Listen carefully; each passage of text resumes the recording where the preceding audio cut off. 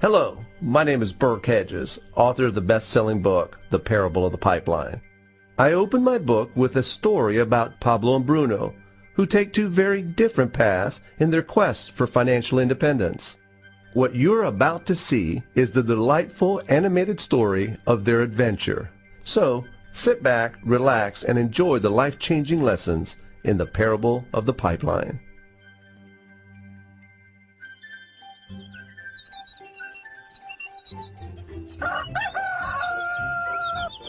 Far away, in a small village, near a beautiful valley, lived two friends, Pablo and Bruno. They were both young and dreamed of a better life for themselves. They'd often discuss their dreams about how they would become the most successful men in the village. They weren't afraid of hard work, and they searched for opportunities to help realize their goals and achieve their dreams. One day, an opportunity presented itself.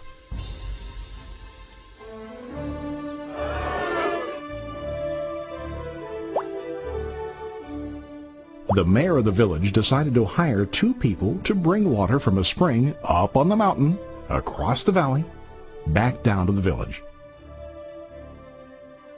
They were to be paid based on the amount of water delivered to the village. Bruno and Pablo enthusiastically got to work. Every day, from morning till evening, they carried buckets to and from the spring. They worked hard, carrying water to the village. In the evening, they'd return home with their day's wages.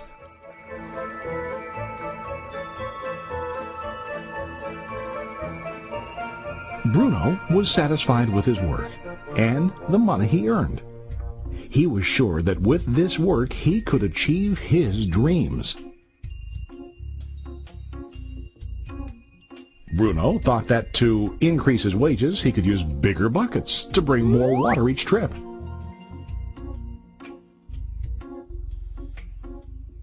He believed with a larger income he would soon be able to buy a cow and the house that he dreamed about.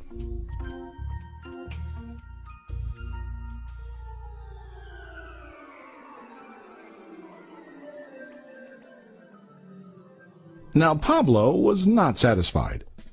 At the end of the day, his back and hands ached, and he was exhausted. He was looking for an easier way to earn more. One day an idea occurred to Pablo. He imagined building a pipeline to deliver the water from the mountain spring to the village.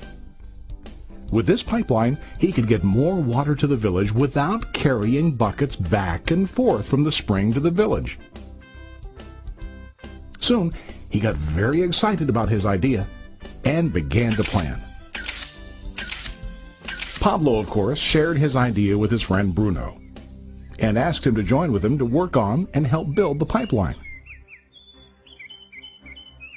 Bruno thought the idea was crazy. All Bruno could think about was what his money could buy today and how to get it quicker. He felt that building a pipeline would slow him down and delay him in achieving his goals. Instead, Bruno got bigger buckets and went more often back and forth fetching water. He was sure that with this method he could make more money. Pablo decided to build the pipeline on his own. He understood that it would not be easy to build, and it would take time to complete the pipeline. Pablo knew that it could take several years to finish, but he set his mind on his goal. Every day he worked and carried water like before. But on weekends and during his spare time, he worked hard to dig in the rocky soil and build his pipeline. In the first month, there was little to show for his work.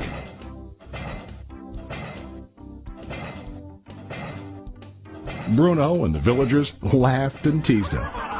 They called him Pablo the Pipeline Man. During this time, Bruno's income doubled. He already bought a cow and a bigger house.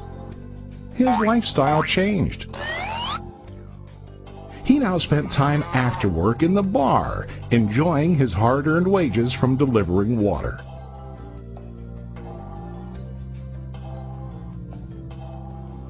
What Bruno didn't realize was that his body was starting to stoop from carrying the heavy buckets every day.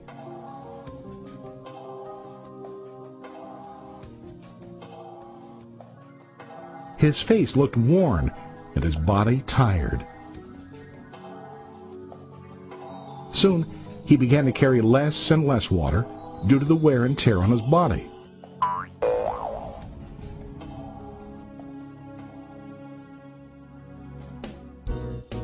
Month after month, Pablo worked.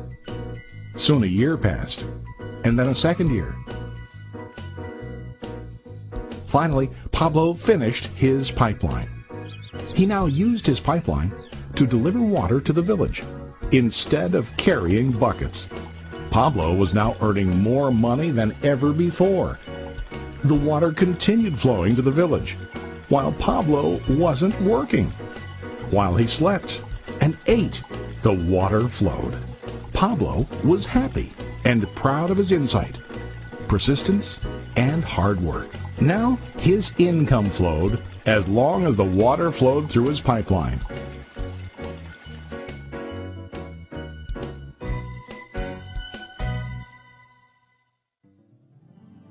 The story of Bruno and Pablo is a reflection of life. Their jobs symbolize what most people do to earn money. Bruno gets his money using buckets. He goes back and forth, carrying his buckets from the spring to the village in exchange for money. To increase his income, he either has to go more frequently to the spring or to use larger buckets. It's common in real life to increase our income by working harder. For example, working overtime or getting a second job. We also increase the size of our buckets by accepting a higher paying position, which often includes spending more time on the job. Most of us exchange time for money like Bruno. We know that every person has only 24 hours in the day and that it's not possible to use all our time to work.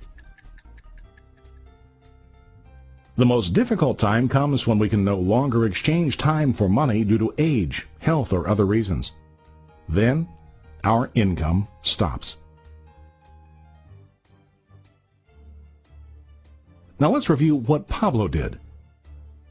Very wisely, Pablo did not exchange all of his time for a limited income, but he used some of his time to build a pipeline. He knew that the pipeline would bring ongoing income as long as the water flowed. An ongoing income that multiplied the time he worked each day. Pablo knew that someday, maybe because of age or health, he would no longer be able to exchange his available time for money. Pablo knew that if he could make his idea of a pipeline work, then he only has to do the hard work of building the pipeline. After the pipeline was completed, Pablo was able to monitor and maintain the flow of water to ensure that his income will continue. Pablo has shown us that to earn an income, we don't always have to directly exchange time for money. There really are better ways. How about you? Are you still like Bruno, who directly exchanges time for money? Or do you want to be like Pablo, building and maintaining a pipeline for ongoing income? If you are interested in the idea of building your own pipeline, contact the person who lent you this presentation. You can start building your pipeline today.